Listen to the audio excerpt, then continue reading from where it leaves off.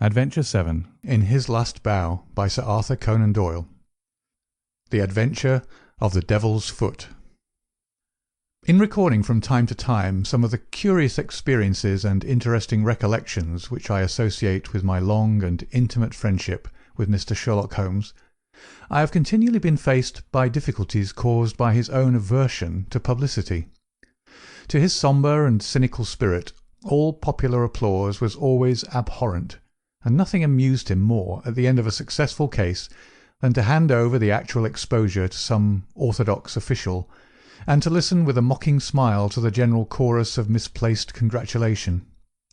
It was indeed this attitude upon the part of my friend, and certainly not any lack of interesting material, which has caused me of late years to lay very few of my records before the public.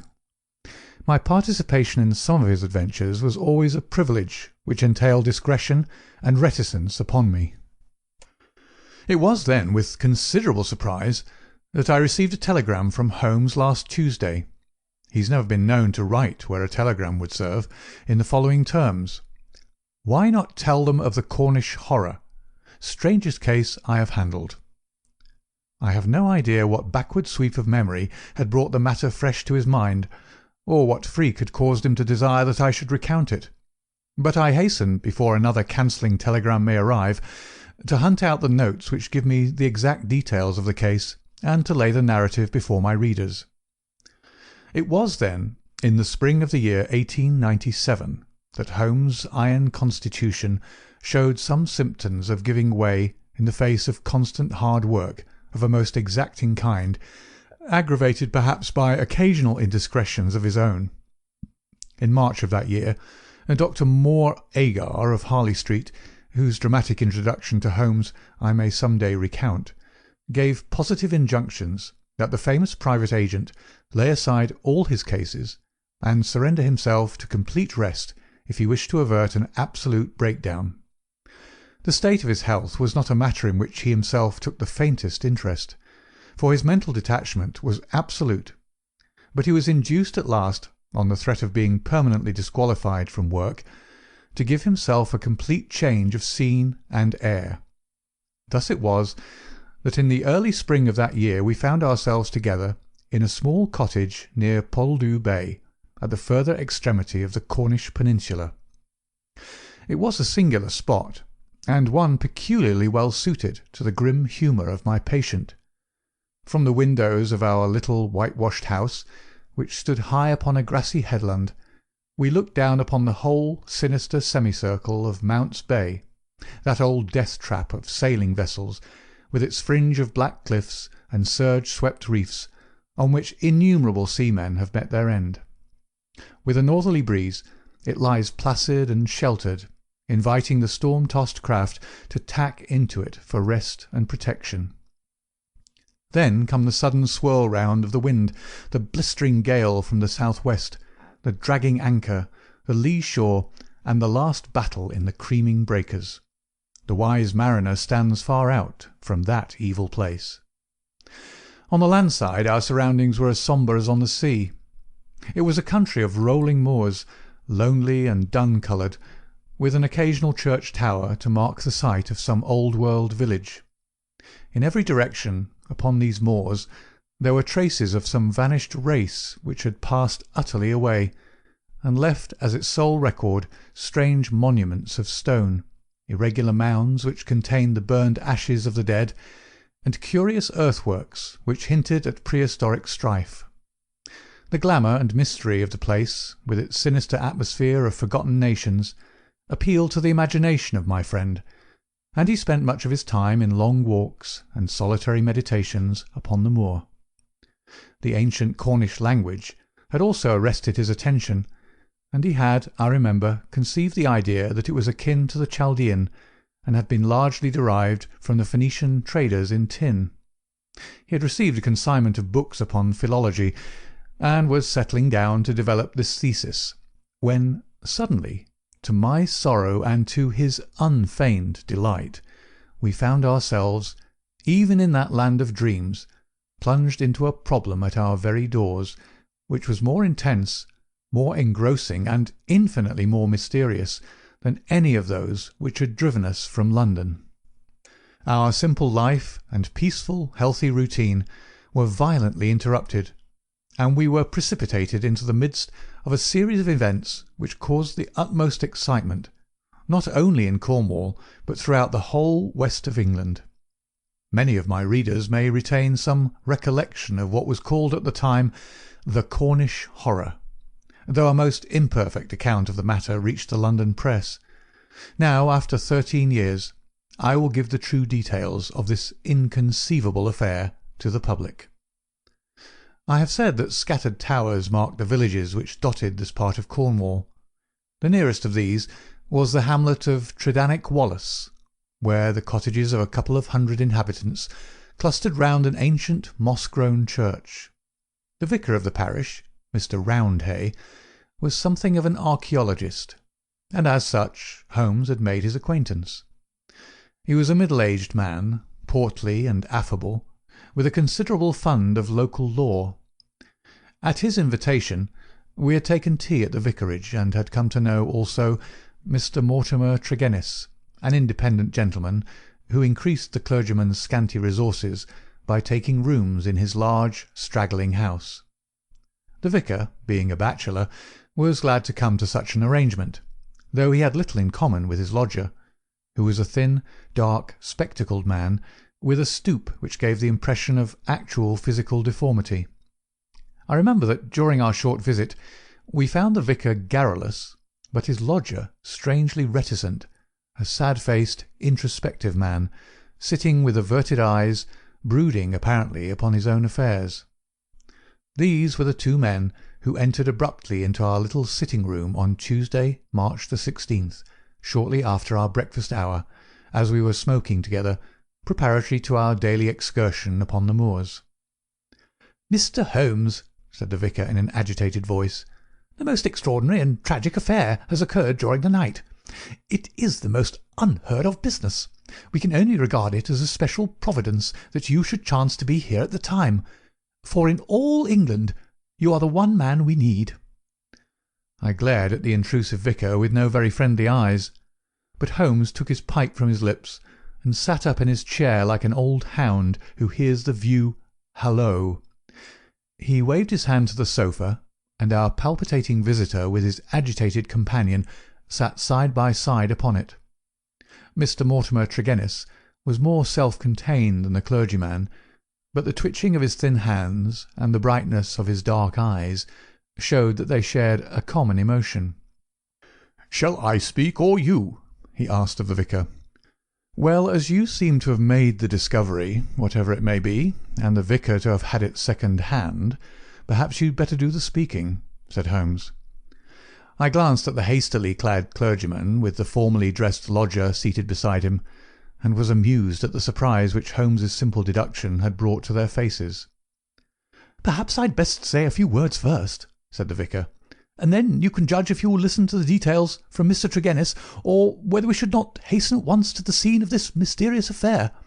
I may explain, then, that our friend here spent last evening in the company of his two brothers, Owen and George, and of his sister Brenda, at their house of Tredannick Wallace, which is near the old stone across upon the moor. He left them shortly after 10 o'clock, playing cards round the dining-room table, in excellent health and spirits. This morning, being an early riser, he walked in that direction before breakfast, and was overtaken by the carriage of Dr. Richards, who explained that he had just been sent for on a most urgent call to Tredannick Wallace. Mr. Mortimer Tregennis naturally went with him. When he arrived at Tredannick Wallace, he found an extraordinary state of things. His two brothers and his sister were seated round the table exactly as he left them, the cards still spread in front of them, and the candles burned down to their sockets. The sister lay back stone-dead in her chair, while the two brothers sat on each side of her, laughing, shouting, and singing, the senses stricken clean out of them. All three of them, the dead woman and the two demented men, retained upon their faces an expression of the utmost horror, a convulsion of terror which was dreadful to look upon. There was no sign of the presence of anyone in the house, except Mrs. Porter, the old cook and housekeeper, who declared that she had slept deeply and heard no sound during the night. Nothing had been stolen or disarranged, and there is absolutely no explanation of what the horror can be which has frightened a woman to death and two strong men out of their senses. There's the situation, Mr. Holmes, in a nutshell, and if you can help us to clear it up, you will have done a great work." I had hoped that in some way I could coax my companion back into the quiet which had been the object of our journey, but one glance at his intense face and contracted eyebrows told me how vain was now the expectation. He sat for some little time in silence, absorbed in the strange drama which had broken in upon our peace. "I will look into this matter," he said at last. "On the face of it would appear to be a case of very exceptional nature. Have you been there yourself, Mr. Roundhay?" "No, Mr. Holmes. Mr. Tregennis brought back the account to the vicarage, and I at once hurried over with him to consult you." "How far is it to the house where this singular tragedy occurred?" "About a mile inland." "Then we shall walk over together. But before we start, I must ask you some questions, Mr. Mortimer Tregennis." The other had been silent all this time, but I had observed that his more controlled excitement was even greater than the obtrusive emotion of the clergyman. He sat with a pale, drawn face, his anxious gaze fixed upon Holmes, and his thin hands clasped convulsively together. His pale lips quivered as he listened to the dreadful experience which had befallen his family, and his dark eyes seemed to reflect something of the horror of the scene. "Ask what you like, Mr. Holmes," said he eagerly. "It is a bad thing to speak of, but I will answer you the truth." "Tell me about last night." "Well, Mr. Holmes, I supped there, as the vicar has said, and my elder brother George proposed a game of whist afterwards. We sat down about 9 o'clock. It was 10:15 when I moved to go. I left them all round the table, as merry as could be." "Who let you out?" "Mrs. Porter had gone to bed, so I let myself out. I shut the hall door behind me. The window of the room in which they sat was closed, but the blind was not drawn down. There was no change in door or window this morning, or any reason to think that any stranger had been to the house. Yet there they sat, driven clean mad with terror, and Brenda lying dead of fright with her head hanging over the arm of the chair. I'll never get the sight of that room out of my mind, so long as I live." "The facts as you state them are certainly most remarkable," said Holmes. "I take it that you have no theory yourself which can in any way account for them?" "It's devilish, Mr. Holmes, devilish!" cried Mortimer Tregennis. "It is not of this world. Something has come into that room which has dashed the light of reason from their minds. What human contrivance could do that?" "I fear," said Holmes, "that if the matter is beyond humanity, it is certainly beyond me. Yet we must exhaust all natural explanations before we fall back upon such a theory as this.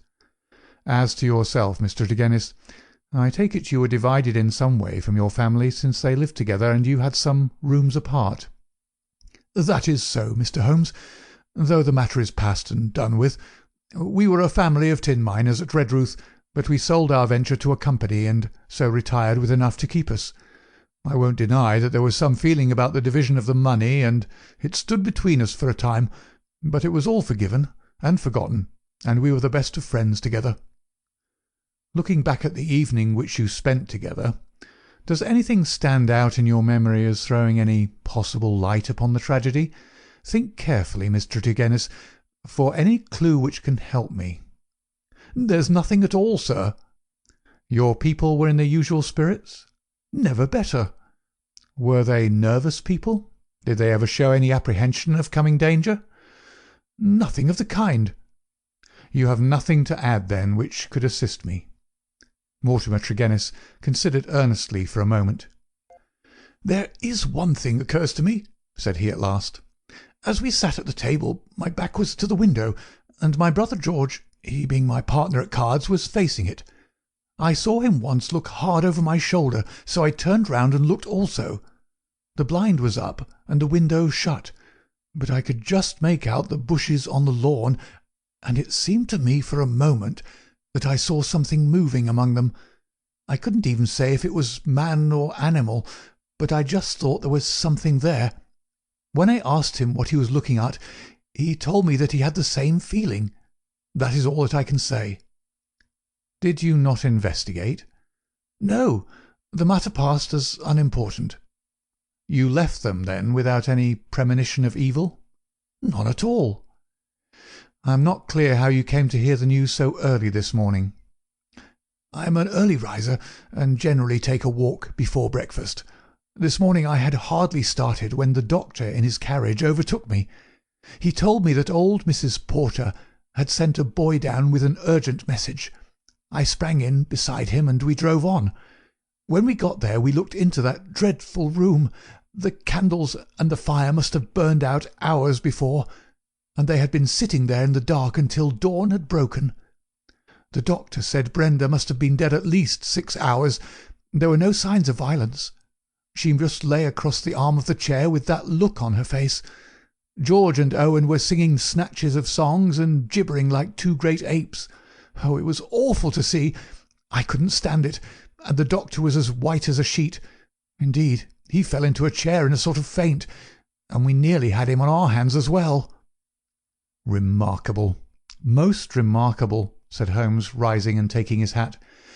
"I think perhaps we'd better go down to Tredannick Wather without further delay.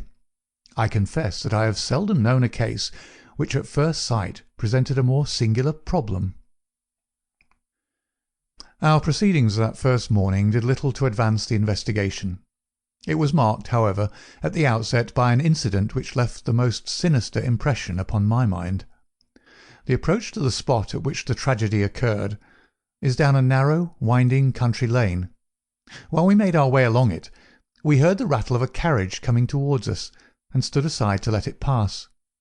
As it drove by us, I caught a glimpse through the closed window of a horribly contorted, grinning face glaring out at us.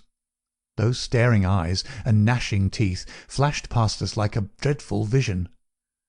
"My brothers!" cried Mortimer Tregennis, white to his lips. "They are taking them to Helston." We looked with horror after the black carriage lumbering upon its way. Then we turned our steps toward this ill-omened house in which they had met their strange fate. It was a large and bright dwelling, rather a villa than a cottage, with a considerable garden which was already, in that Cornish air, well filled with spring flowers. Towards this garden the window of the sitting-room fronted, and from it, according to Mortimer Tregennis, must have come that thing of evil which had, by sheer horror, in a single instant, blasted their minds. Holmes walked slowly and thoughtfully among the flower-pots, and along the path before we entered the porch. So absorbed was he in his thoughts, I remember, that he stumbled over the watering-pot, upset its contents, and deluged both our feet and the garden path. Inside the house we were met by the elderly Cornish housekeeper, Mrs. Porter, who, with the aid of a young girl, looked after the wants of the family. She readily answered all Holmes's questions. She had heard nothing in the night. Her employers had all been in excellent spirits lately, and she had never known them more cheerful and prosperous. She had fainted with horror upon entering the room in the morning and seeing that dreadful company around the table.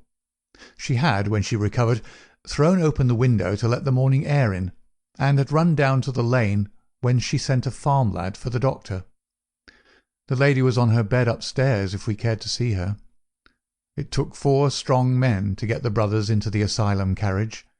She would not herself stay in the house another day, and was starting that very afternoon to rejoin her family at St. Ives. We ascended the stairs and viewed the body. Miss Brenda Tregennis had been a very beautiful girl, though now verging upon middle age. Her dark, clear-cut face was handsome even in death, but there still lingered upon it something of that convulsion of horror which had been her last human emotion. From her bedroom we descended to the sitting-room, where this strange tragedy had actually occurred. The charred ashes of the overnight fire lay in the grate. On the table were the 4 guttered and burned-out candles, with the cards scattered over its surface. The chairs had been moved back against the walls, but all else was as it had been the night before. Holmes paced with light, swift steps about the room. He sat in the various chairs, drawing them up and reconstructing their positions. He tested how much of the garden was visible. He examined the floor, the ceiling, and the fireplace, but never once did I see that sudden brightening of his eyes and tightening of his lips which would have told me that he saw some gleam of light in this utter darkness. "Why a fire?" he asked once. "Have they always a fire in this small room on a spring evening?" Mortimer Tregennis explained that the night was cold and damp. For that reason, after his arrival, the fire was lit. "What are you going to do now, Mr. Holmes?" he asked. My friend smiled and laid his hand upon my arm. "I think, Watson, that I shall resume that course of tobacco poisoning which you have so often and so justly condemned," said he. "With your permission, gentlemen, we will now return to our cottage, for I am not aware that any new factor is likely to come to our notice here. I will turn the facts over in my mind, Mr. Tregennis, and should anything occur to me, I will certainly communicate with you and the vicar. In the meantime, I wish you both good morning." It was not until long after we were back in Poldhu Cottage that Holmes broke his complete and absorbed silence. He sat coiled in his armchair, his haggard and ascetic face hardly visible amid the blue swirl of his tobacco smoke, his black brows drawn down, his forehead contracted, his eyes vacant and far away. Finally he laid down his pipe and sprang to his feet. "It won't do, Watson," said he with a laugh. "Let us walk along the cliffs together and search for flint arrows. We are more likely to find them than clues to this problem. To let the brain work without sufficient material is like racing an engine. It racks itself to pieces. The sea air, sunshine, and patience, Watson. All else will come. Now let us calmly define our position, Watson," he continued as we skirted the cliffs together. "Let us get a firm grip of the very little which we do know, so that when fresh facts arise we may be ready to fit them into their places. I take it, in the first place, that neither of us is prepared to admit diabolical intrusions into the affairs of men. Let us begin by ruling that entirely out of our minds. Very good. There remain 3 persons who have been grievously stricken by some conscious or unconscious human agency. That is firm ground. Now, when did this occur? Evidently, assuming his narrative to be true, it was immediately after Mr. Mortimer Tregennis had left the room. That is a very important point. The presumption is that it was within a few minutes afterwards. The cards still lay upon the table. It was already past their usual hour for bed, yet they had not changed their position or pushed back their chairs. I repeat, then, that the occurrence was immediately after his departure, and not later than 11 o'clock last night. Our next obvious step is to check, so far as we can, the movements of Mortimer Tregennis after he left the room. In this there is no difficulty, and they seem to be above suspicion. Knowing my methods as you do, you were, of course, conscious of the somewhat clumsy water-pot expedient by which I obtained a clearer impress of his foot than might otherwise have been possible. The wet, sandy path took it admirably. Last night was also wet, you will remember, and it was not difficult, having obtained a sample print, to pick out his track among others and to follow his movements. He appears to have walked away swiftly in the direction of the vicarage. If, then, Mortimer Tregennis disappeared from the scene, and yet some outside person affected the card-players, how can we reconstruct that person, and how was such an impression of horror conveyed? Mrs. Porter may be eliminated. She is evidently harmless. Is there any evidence that someone crept up to the garden window and in some manner produced so terrific an effect that he drove those who saw it out of their senses? The only suggestion in this direction comes from Mortimer Tregennis himself, who says that his brother spoke about some movement in the garden. That is certainly remarkable, as the night was rainy, cloudy, and dark. Anyone who had the design to alarm these people would be compelled to place his very face against the glass before he could be seen. There is a 3-foot flower border outside this window, but no indication of a footmark. It is difficult to imagine, then, how an outsider could have made so terrible an impression upon the company, nor have we found any possible motive for so strange and elaborate an attempt. You perceive our difficulties, Watson." "They are only too clear," I answered with conviction. "And yet with a little more material we may prove that they are not insurmountable," said Holmes. "I fancy that among your extensive archives, Watson, you may find some which were nearly as obscure. Meanwhile we shall put the case aside until more accurate data are available, and devote the rest of our morning to the pursuit of Neolithic man." I may have commented upon my friend's power of mental detachment, but never have I wondered at it more than upon that spring morning in Cornwall, when for 2 hours he discoursed upon celts, arrowheads, and shards, as lightly as if no sinister mystery were waiting for his solution. It was not until we had returned in the afternoon to our cottage that we found a visitor awaiting us, who soon brought our minds back to the matter in hand. Neither of us needed to be told who that visitor was. The huge body, the craggy and deeply seamed face with the fierce eyes and hawk-like nose, the grizzled hair which nearly brushed our cottage ceiling, the beard, golden at the fringes and white near the lips save for the nicotine stain from his perpetual cigar, all these were as well known in London as in Africa, and could only be associated with the tremendous personality of Dr. Leon Sterndale, the great lion hunter and explorer. We had heard of his presence in the district, and had once or twice caught sight of his tall figure upon the moorland paths. He made no advances to us, however, nor would we have dreamed of doing so to him, as it was well known that it was his love of seclusion which caused him to spend the greater part of the intervals between his journeys in a small bungalow buried in the lonely wood of Beauchamp-Ariens. Here, amid his books and his maps, he lived an absolutely lonely life, attending to his own simple wants and paying little apparent heed to the affairs of his neighbours. It was a surprise to me, therefore, to hear him asking Holmes in an eager voice whether he had made any advance in his reconstruction of this mysterious episode. "The county police are utterly at fault," said he, "but perhaps your wider experience has suggested some conceivable explanation. My only claim to being taken into your confidence is that during my many residences here I have come to know this family of Tregennis very well indeed. Upon my Cornish mother's side, I could call them cousins, and their strange fate has naturally been a great shock to me. I may tell you that I have got as far as Plymouth upon my way to Africa, but the news reached me this morning, and I came straight back again to help in the inquiry." Holmes raised his eyebrows. "Did you lose your boat through it?" "I will take the next." "Dear me, that is friendship indeed." "I tell you, they were relatives." "Quite so. Cousins of your mother. Was your baggage aboard the ship?" "Some of it, but the main part at the hotel." "I see. But surely this event could not have found its way into the Plymouth morning papers?" "No, sir. I had a telegram."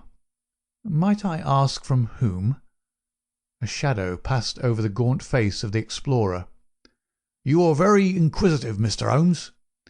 "It is my business." With an effort Dr. Sterndale recovered his ruffled composure. "I have no objection to telling you," he said.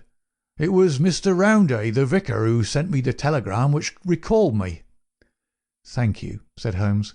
"I may say in answer to your original question that I have not cleared my mind entirely on the subject of this case, but that I have every hope of reaching some conclusion. It would be premature to say more." "Perhaps you would not mind telling me if your suspicions point in any particular direction?" "No, I can hardly answer that." "Then I have wasted my time and need not prolong my visit." The famous doctor strode out of our cottage in considerable ill humour, and within 5 minutes Holmes had followed him. I saw him no more until the evening, when he returned with a slow step and haggard face, which assured me that he had made no great progress with his investigation. He glanced at a telegram which awaited him, and threw it into the grate. "From the Plymouth Hotel, Watson," he said. "I learned the name of it from the vicar, and I wired to make certain that Dr. Leon Sterndale's account was true. It appears that he did indeed spend last night there, and that he has actually allowed some of his baggage to go on to Africa, while he returned to be present at this investigation. What do you make of that, Watson?" "He's deeply interested." "Deeply interested. Yes. There is a thread here which we have not yet grasped, and which might lead us through the tangle. Cheer up, Watson, for I am very sure that our material has not yet all come to hand. When it does, we may soon leave our difficulties behind us." Little did I think how soon the words of Holmes would be realized, or how strange and sinister would be that new development which opened up an entirely fresh line of investigation. I was shaving at my window in the morning when I heard the rattle of hoofs, and looking up saw a dog-cart coming at a gallop down the road. It pulled up at our door, and our friend the vicar sprang from it and rushed up our garden path. Holmes was already dressed, and we hastened down to meet him. Our visitor was so excited that he could hardly articulate, but at last, in gasps and bursts, his tragic story came out of him. "We are devil-ridden, Mr. Holmes. My poor parish is devil-ridden," he cried. "Satan himself is loose in it. We are given over into his hands." He danced about in his agitation, a ludicrous object if it were not for his ashy face and startled eyes. Finally he shot out his terrible news. "Mr. Mortimer Tregennis died during the night, and with exactly the same symptoms as the rest of his family." Holmes sprang to his feet, all energy in an instant. "Can you fit us both into your dog-cart?" "Yes, I can." "Then, Watson, we will postpone our breakfast. Mr. Roundhay, we are entirely at your disposal. Hurry, hurry, before things get disarranged." The lodger occupied 2 rooms at the vicarage, which were in an angle by themselves, the one above the other. Below was a large sitting-room, above his bedroom. They looked out upon a croquet lawn which came up to the windows. We had arrived before the doctor or the police, so that everything was absolutely undisturbed. Let me describe exactly the scene as we saw it upon that misty March morning. It has left an impression which can never be effaced from my mind. The atmosphere of the room was of a horrible and depressing stuffiness. The servant, who had first entered, had thrown up the window, or it would have been even more intolerable. This might partly be due to the fact that a lamp stood flaring and smoking on the centre table. Beside it sat the dead man, leaning back in his chair, his thin beard projecting, his spectacles pushed up onto his forehead, and his lean dark face turned towards the window and twisted into the same direction of terror which had marked the features of his dead sister. His limbs were convulsed, and his fingers contorted, as though he had died in a very paroxysm of fear. He was fully clothed, though there were signs that his dressing had been done in a hurry. We had already learned that his bed had been slept in, and that the tragic end had come to him in the early morning. One realized the red-hot energy which underlay Holmes's phlegmatic exterior when one saw the sudden change which came over him from the moment that he entered the fatal apartment. In an instant he was tense and alert, his eyes shining, his face set, his limbs quivering with eager activity. He was out on the lawn, in through the window, round the room, and up into the bedroom, for all the world like a dashing foxhound drawing a cover. In the bedroom he made a rapid cast around, and ended by throwing open the window, which appeared to give him some fresh cause for excitement, for he leaned out of it with loud ejaculations of interest and delight. Then he rushed down the stair, out through the open window, threw himself upon his face on the lawn, sprang up and into the room once more, all with the energy of the hunter who is at the very heels of his quarry. The lamp, which was an ordinary standard, he examined with minute care, making certain measurements upon its bowl. He carefully scrutinized with his lens the talc shield which covered the top of the chimney, and scraped off some ashes which adhered to its upper surface, putting some of them into an envelope, which he placed in his pocket-book. Finally, just as the doctor and the official police put in an appearance, he beckoned to the vicar and we all three went out upon the lawn. "I am glad to say that my investigation has not been entirely barren," he remarked. "I cannot remain to discuss the matter with the police, but I should be exceedingly obliged, Mr. Roundhay, if you would give the inspector my compliments, and direct his attention to the bedroom window and to the sitting-room lamp. Each is suggestive, and together they are almost conclusive. If the police would desire further information, I shall be happy to see any of them at the cottage. And now, Watson, I think that perhaps we shall be better employed elsewhere." It may be that the police resented the intrusion of an amateur, or that they imagined themselves to be upon some hopeful line of investigation, but it is certain that we heard nothing from them for the next 2 days. During this time Holmes spent some of his time smoking and dreaming in the cottage, but a greater portion in country walks which he undertook alone, returning after many hours without remark as to where he had been. One experiment served to show me the line of his investigation. He had bought a lamp which was the duplicate of the one which had burned in the room of Mortimer Tregennis on the morning of the tragedy. This he filled with the same oil as that used at the vicarage, and he carefully timed the period which it would take to be exhausted. Another experiment which he made was of a more unpleasant nature, and one which I am not likely ever to forget. "You will remember, Watson," he remarked one afternoon, "that there is a single common point of resemblance in the varying reports which have reached us. This concerns the effect of the atmosphere of the room in each case upon those who had first entered it. You will recollect that Mortimer Tregennis, in describing the episode of his last visit to his brother's house, remarked that the doctor on entering the room fell into a chair. You had forgotten? Well, I can answer for it that it was so. Now, you will remember also that Mrs. Porter, the housekeeper, told us that she herself fainted upon entering the room, and had afterwards opened the window in the second case, that of Mortimer Tregennis himself. You cannot have forgotten the horrible stuffiness of the room when we arrived, though the servant had thrown open the window. That servant, I found upon inquiry, was so ill that she had gone to her bed. You will admit, Watson, that these facts are very suggestive. In each case there is evidence of a poisonous atmosphere. In each case, also, there is combustion going on in the room. In the one case a fire, in the other a lamp. The fire was needed, but the lamp was lit, as a comparison of the oil consumed will show, long after it was broad daylight. Why? Surely because there is some connection between three things: the burning, the stuffy atmosphere, and, finally, the madness or death of those unfortunate people.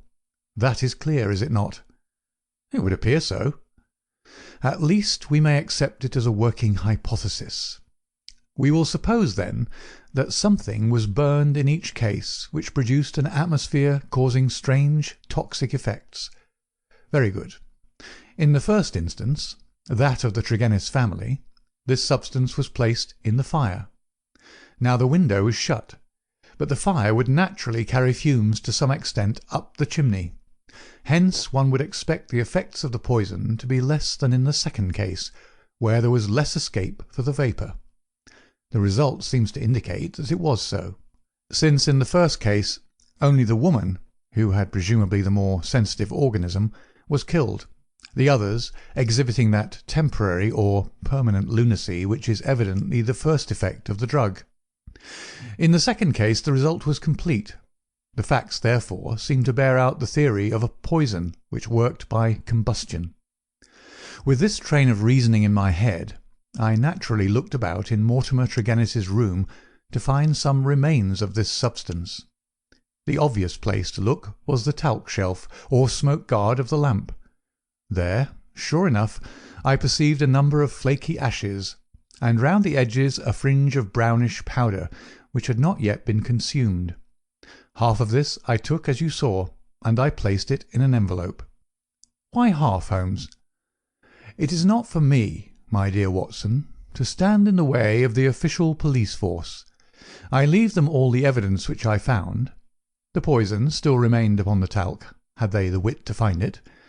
"Now, Watson, we will light our lamp. We will, however, take the precaution to open our window to avoid the premature decease of two deserving members of society, and you will seat yourself near that open window in an arm-chair, unless, like a sensible man, you determine to have nothing to do with the affair. Oh, you will see it out, will you? I thought I knew my Watson. This chair I will place opposite yours, so that we may be the same distance from the poison and face to face. The door we will leave ajar. Each is now in a position to watch the other and to bring the experiment to an end should the symptoms seem alarming. Is that all clear? Well then, I take our powder, or what remains of it, from the envelope, and I lay it above the burning lamp. So. Now, Watson, let us sit down and await developments." They were not long in coming. I had hardly settled in my chair before I was conscious of a thick, musky odour, subtle and nauseous. At the very first whiff of it, my brain and my imagination were beyond all control. A thick black cloud swirled before my eyes, and my mind told me that in this cloud, unseen as yet, but about to spring out upon my appalled senses, lurked all that was vaguely horrible, all that was monstrous and inconceivably wicked in the universe. Vague shapes swirled and swam amid the dark cloud-bank, each a menace and a warning of something coming, the advent of some unspeakable dweller upon the threshold, whose very shadow would blast my soul. A freezing horror took possession of me. I felt that my hair was rising, that my eyes were protruding, that my mouth was opened and my tongue like leather. The turmoil within my brain was such that something must surely snap. I tried to scream, and was vaguely aware of some hoarse croak which was my own voice, but distant and detached from myself. At the same moment, in some effort of escape, I broke through that cloud of despair and had a glimpse of Holmes's face, white, rigid, and drawn with horror, the very look which I had seen upon the features of the dead. It was that vision which gave me an instant of sanity and of strength. I dashed from my chair, threw my arms round Holmes, and together we lurched through the door, and an instant afterwards had thrown ourselves down upon the grass plot, and were lying side by side, conscious only of the glorious sunshine which was bursting its way through the hellish cloud of terror which had girt us in. Slowly it rose from our souls like the mists from a landscape, until peace and reason had returned, and we were sitting upon the grass, wiping our clammy foreheads and looking with apprehension at each other to mark the last traces of that terrific experience which we had undergone.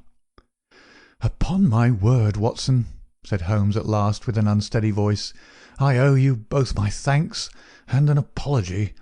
It was an unjustifiable experiment, even for one's self, and doubly so for a friend. I'm really very sorry." "You know," I answered with some emotion, for I have never seen so much of Holmes's heart before, "that it is my greatest joy and privilege to help you." He relapsed at once into the half-humorous, half-cynical vein which was his habitual attitude to those about him. "It would be superfluous to drive us mad, my dear Watson," said he. "A candid observer would certainly declare that we were so already before we embarked upon so wild an experiment. I confess that I never imagined that the effect would be so sudden and so severe." He dashed into the cottage, and, reappearing with the burning lamp held at full arm's length, he threw it among a bank of brambles. "We must give the room a little time to clear. I take it, Watson, that you have no longer a shadow of a doubt as to how these tragedies were produced?" "None whatever." "But the cause remains as obscure as before. Come into the arbour here and let us discuss it together. That villainous stuff seems still to linger round my throat. I think we must admit that all the evidence points to this man Mortimer Tregennis having been the criminal in the first tragedy, though he was the victim in the second one.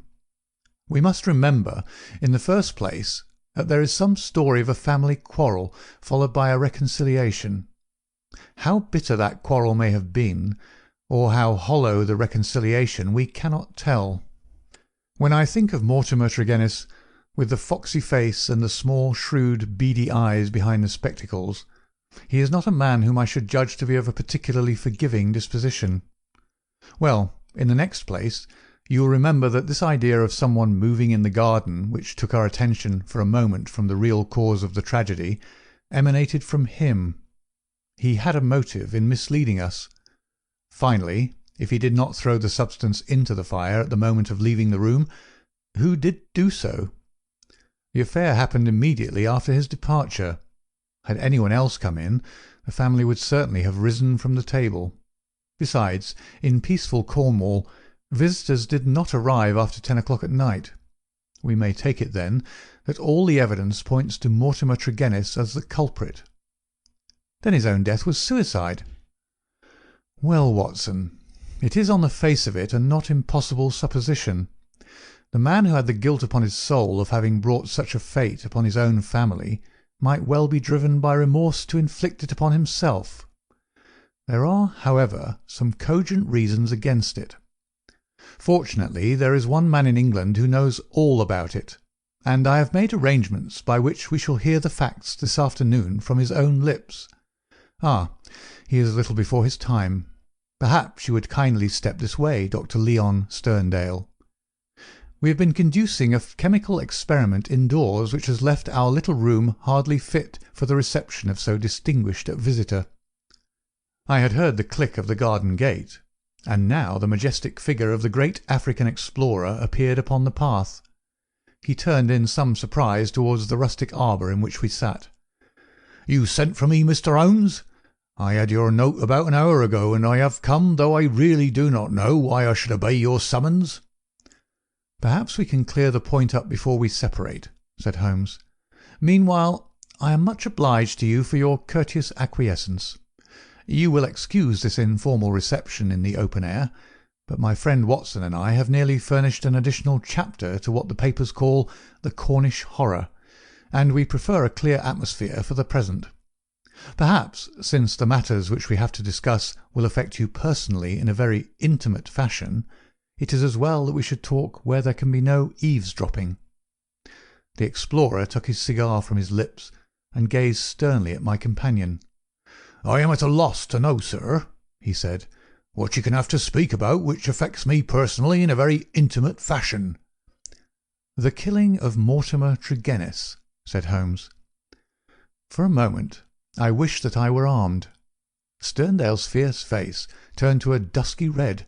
His eyes glared, and the knotted, passionate veins started out in his forehead, while he sprang forward with clenched hands toward my companion. Then he stopped, and with a violent effort he resumed a cold, rigid calmness, which was perhaps more suggestive of danger than his hot-headed outburst. "I've lived so long among savages and beyond the law," said he, "that I've got me into the way of being a law to myself. You would do well, Mr. Holmes, not to forget it, for I have no desire to do you an injury." "Nor have I any desire to do you an injury, Dr. Sterndale. Surely the clearest proof of it is that, knowing what I know, I have sent for you and not for the police." Sterndale sat down with a gasp, overawed for perhaps the first time in his adventurous life. There was a calm assurance of power in Holmes's manner which could not be withstood. Our visitor stammered for a moment, his great hands opening and shutting in his agitation. "What do you mean?" he asked at last. "If this is a bluff upon your part, Mr. Holmes, you've chosen a bad man for your experiment. Let us have no more beating about the bush. What do you mean?" "I will tell you," said Holmes, "and the reason why I tell you is that I hope frankness may beget frankness. What my next step may be will depend entirely upon the nature of your own defence." "My defence?" "Yes, sir." "My defence against what?" "Against the charge of killing Mortimer Tregennis." Sterndale mopped his forehead with his handkerchief. "Upon my word, you're getting on," said he. "Do all your successes depend upon the prodigious power of bluff?" "The bluff," said Holmes sternly, "is upon your side, Dr. Leon Sterndale, and not upon mine. As a proof I will tell you some of the facts upon which my conclusions are based. Of your return from Plymouth, allowing much of your property to go on to Africa, I will say nothing, save that it first informed me that you were one of the factors which are to be taken into account in reconstructing this drama. I came back. I have heard your reasons and regard them as unconvincing and inadequate. We will pass that. You came down here to ask me whom I suspected. I refused to answer you. You then went to the vicarage, waited outside it for some time, and finally returned to your cottage. How do you know that? I followed you. I saw no one. That is what you may expect to see when I follow you. You spent a restless night at your cottage, and you formed certain plans, which in the early morning you proceeded to put into execution. Leaving your door just as day was breaking, you filled your pocket with some reddish gravel that was lying heaped beside your gate. Sterndale gave a violent start, and looked at Holmes in amazement. You then walked swiftly for the mile which separated you from the vicarage. You were wearing, I may remark, the same pair of ribbed tennis shoes which are at the present moment upon your feet. At the vicarage you passed through the orchard and the side hedge, coming out under the window of the lodger Tregennis. It was now daylight, but the household was not yet stirring. You drew some of the gravel from your pocket, and you threw it up at the window above you. Sterndale sprang to his feet. "I believe that you are the devil himself!" he cried. Holmes smiled at the compliment. It took 2 or possibly 3 handfuls before the lodger came to the window. You beckoned him to come down. He dressed hurriedly and descended to his sitting-room. You entered by the window. There was an interview, a short one, during which you walked up and down the room. Then you passed out and closed the window, standing on the lawn outside, smoking a cigar and watching what occurred. Finally, after the death of Tregennis, you withdrew as you had come.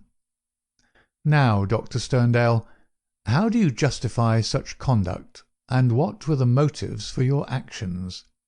If you prevaricate or trifle with me, I give you my assurance that the matter will pass out of my hands forever." Our visitor's face had turned ashen grey as he listened to the words of his accuser. Now he sat for some time in thought, with his face sunk in his hands. Then, with a sudden impulsive gesture, he plucked a photograph from his breast pocket and threw it on the rustic table before us. "That is why I've done it," said he. It showed the bust and face of a very beautiful woman. Holmes stooped over it.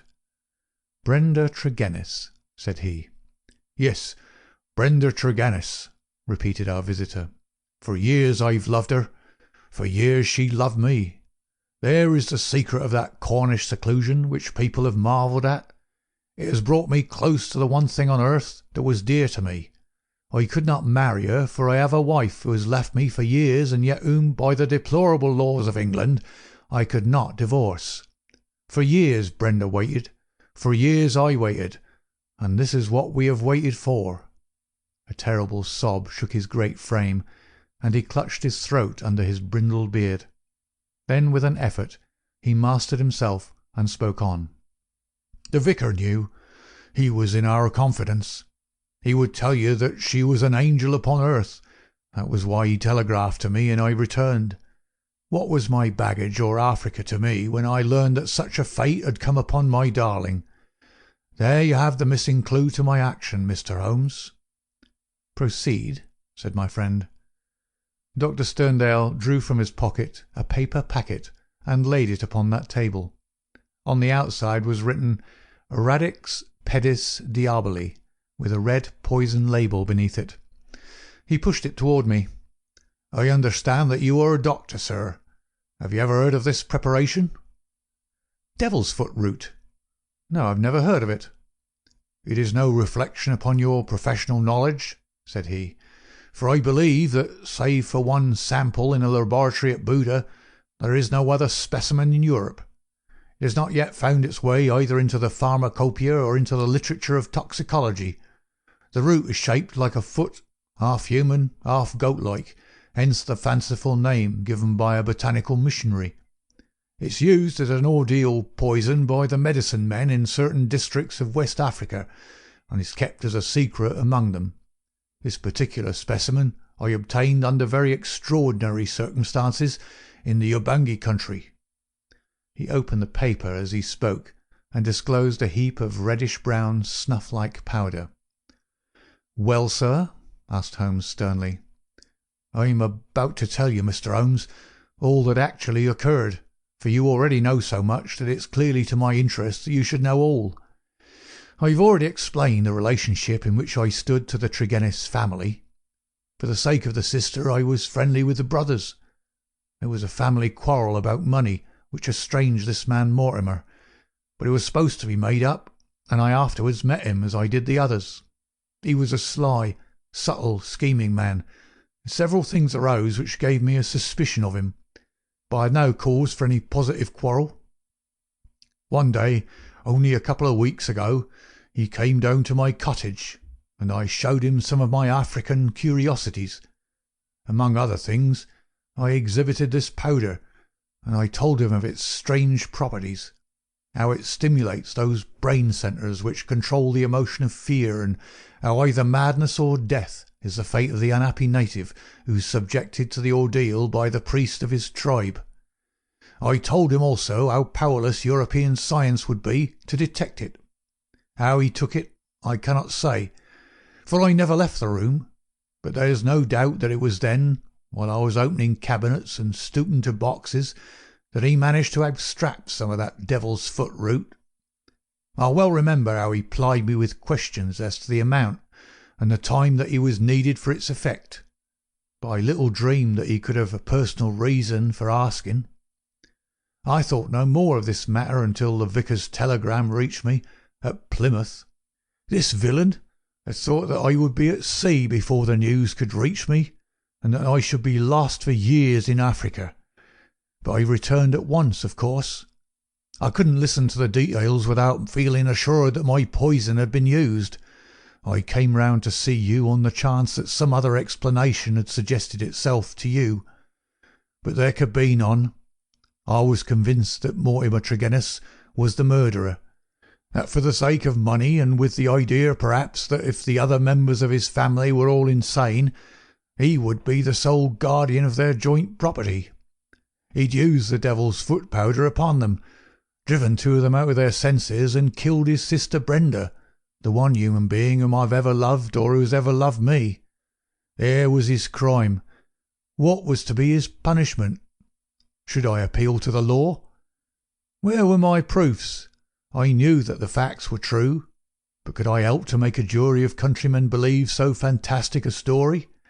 I might or I might not, but I could not afford to fail. My soul cried out for revenge. I have said to you once before, Mr. Holmes, that I have spent much of my life outside the law, as I have come at last to be a law to myself. So it was even now.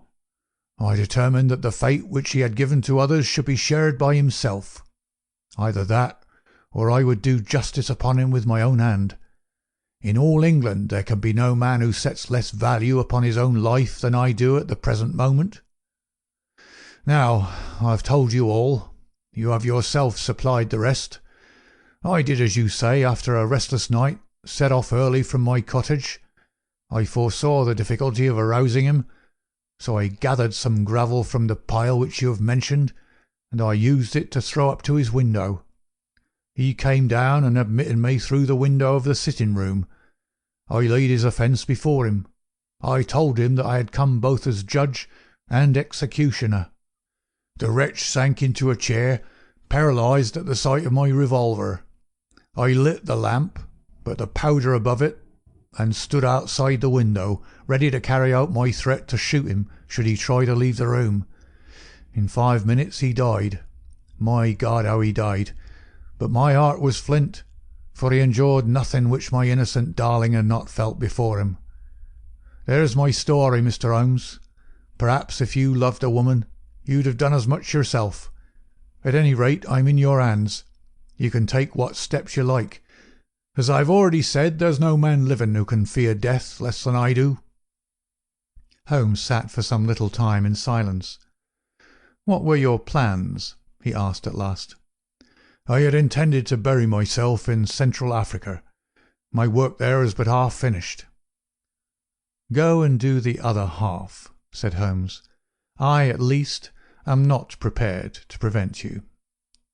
Dr. Sterndale raised his giant figure, bowed gravely, and walked from the arbour.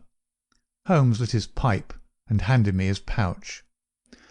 "Some fumes which are not poisonous would be a welcome change," said he. "I think you must agree, Watson, that it is not a case in which we are called upon to interfere. Our investigation has been independent, and our action shall be so also. You would not denounce the man?" "Certainly not," I answered. "I have never loved, Watson, but if I did, and if the woman I loved had met such an end, I might act even as our lawless lion hunter has done. Who knows? Well, Watson, I will not offend your intelligence by explaining what is obvious. The gravel upon the window-sill was, of course, the starting point of my research. It was unlike anything in the vicarage garden. Only when my attention had been drawn to Dr. Sterndale and his cottage did I find its counterpart. The lamp shining in broad daylight, and the remains of powder upon the shield, were successive links in a fairly obvious chain. And now, my dear Watson, I think we may dismiss the matter from our mind, and go back with a clear conscience to the study of those Chaldean roots which are surely to be traced in the Cornish branch of the great Celtic speech. End of the adventure of the Devil's Foot.